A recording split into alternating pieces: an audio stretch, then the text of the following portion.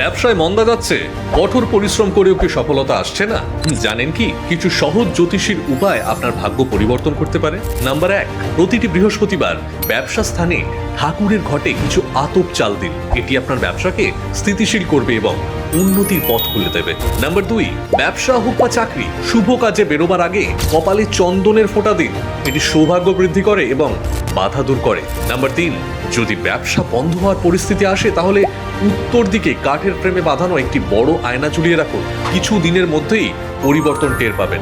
Number 4, অর্থভাগ্য এবং ব্যবসা ভাগ্য ভালো করতে ঠাকুরের স্থানে জলশঙ্খ রাখুন এবং প্রতিদিন তাতে সাদা ফুল এবং জল দিন।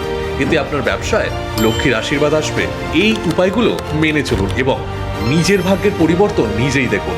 ভিডিওটি ভালো লাগলে লাইক করুন আর আপনার মতামত অবশ্যই কমেন্টে জানান। আরও এমনই জ্যোতিষ পরামর্শ ভিডিও পেতে জ্যোতিষ ভবন ইন্ডিয়া চ্যানেলটি সাবস্ক্রাইব করুন।